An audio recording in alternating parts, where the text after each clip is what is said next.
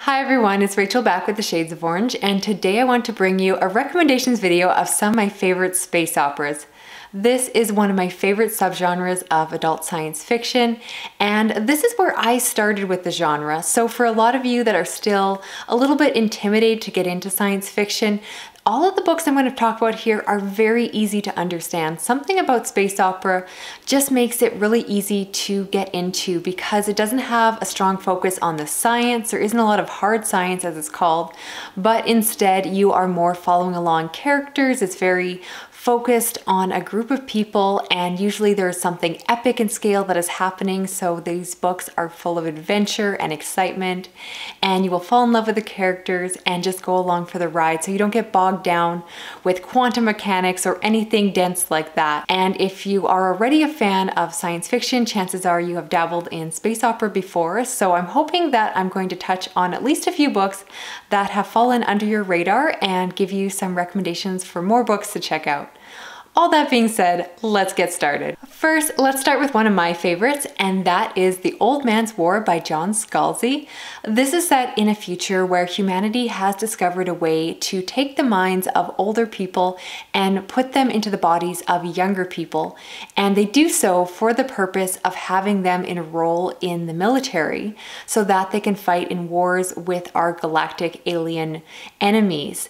And the reasoning behind that is the fact that rather than taking young people that don't have a lot of life experience, they are taking people that are already well seasoned. They're believed to be a little bit more stable as someone gets older and is a little bit wiser, you hope.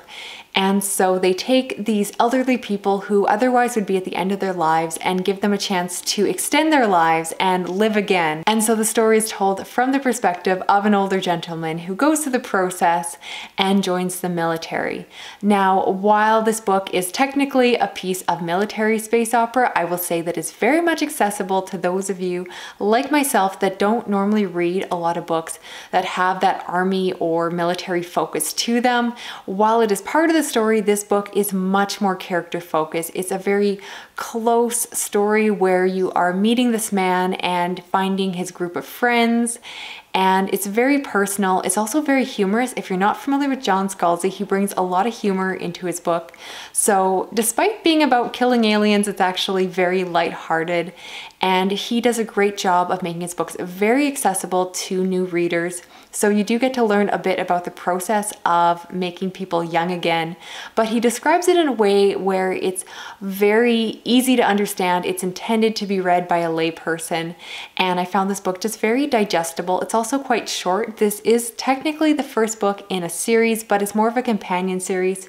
So you can just read this one and get a very complete, satisfying ending, or if you enjoy it, you can definitely go on. So I think this is a really good place to start that doesn't feel like too much of a commitment if you're a little unsure about the genre. Next, I want to recommend a trilogy that starts with Empires of War by Gareth Powell, and this follows a decommissioned warship called the Trouble Dog that is run by an artificial intelligence.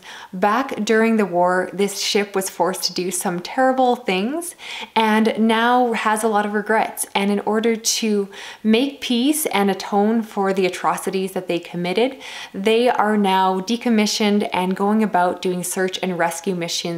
And the first book starts out when they go to respond to a ship that has gone missing. However, when they go looking for it, they realize that there's something larger going on and there is a situation happening that will lead to some potential greater conflicts in the galaxy.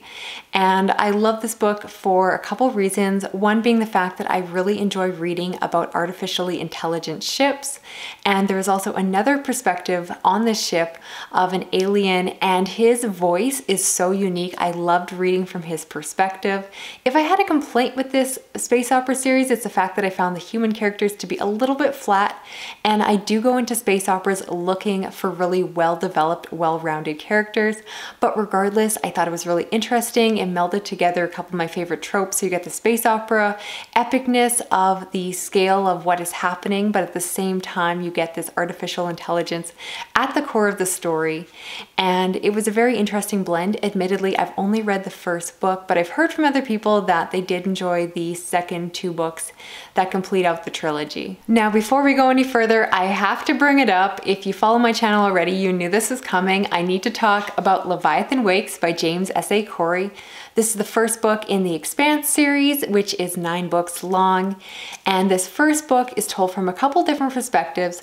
One being a group of ice haulers that come across an abandoned ship, and what they find there leads to some possible political situations, and a lot of craziness ensues when they discover some secrets that people have been trying to keep quiet.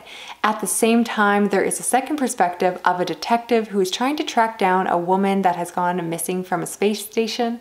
And of course, as you would expect, these perspectives eventually intertwine. And this is just the beginning of a really epic space opera that has some of the best character work that I have ever read in science fiction.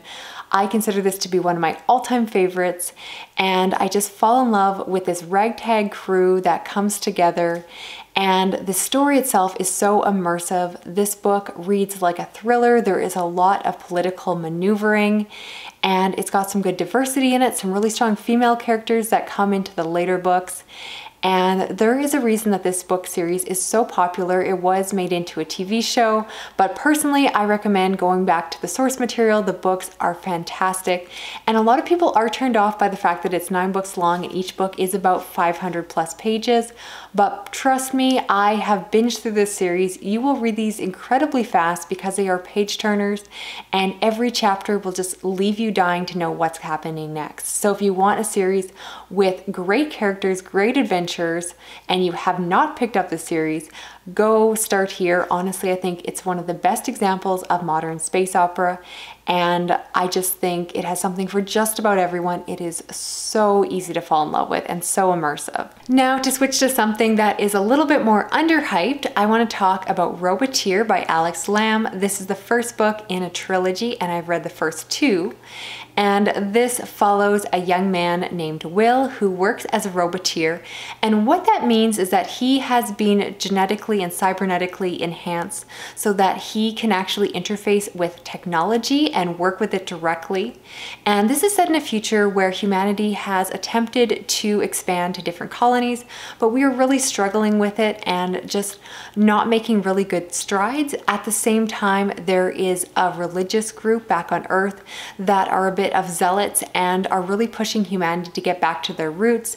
They are very much against these technologies like roboteering and want people to go back to their natural state. Then within the story, Will comes across some technology that appears to be from an ancient alien race. And with it, he realizes that there is incredible potential for the future of humanity, which means there are some very big stakes that are now on the table. Now, this is a really good example of a classic space opera again, where you have a group of people that are working together on a ship, and you have some big stakes, some alien technology, and it just kind of has all of those classic elements that I really enjoy seeing coming together.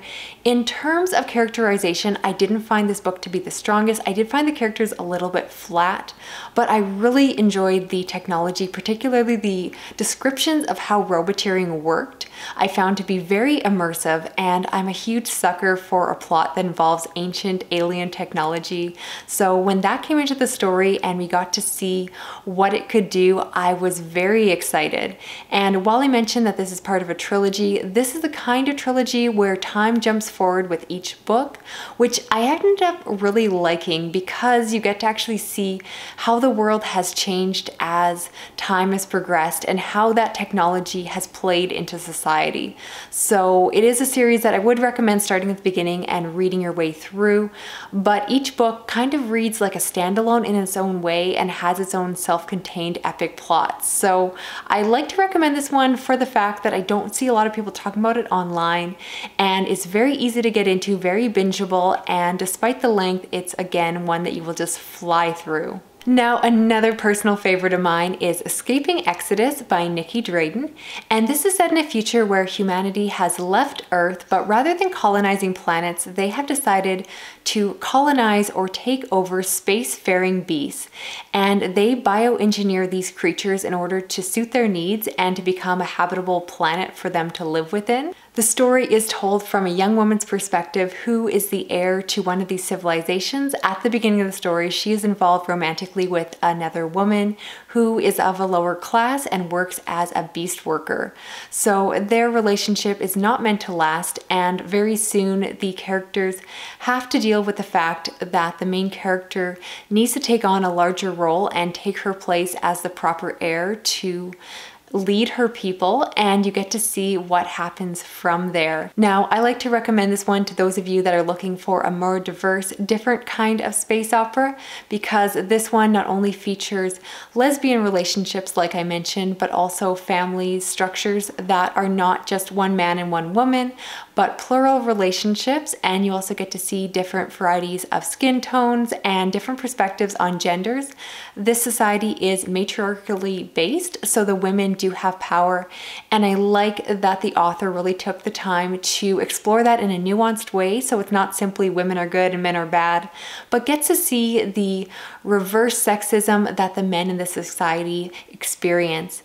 And this book was just so gripping. I did this one on audio, and technically, at least as I'm recording this now, it is a standalone. I wish there was more, but if you're looking for a self-contained story, this is definitely one to check out. It was very immersive, very relationship based, but at the same time, there is some good political maneuvering, and you get to see a really interesting world building because of the fact that you get to see how they use these beasts in order to make their homes. And I just loved everything about this one, and I can't recommend it enough because I would love to see more people checking it out. Next, I want to talk about Star Nomad by Lindsay Buroker, which is the first book in the Fallen Empire series, which is 8 books long.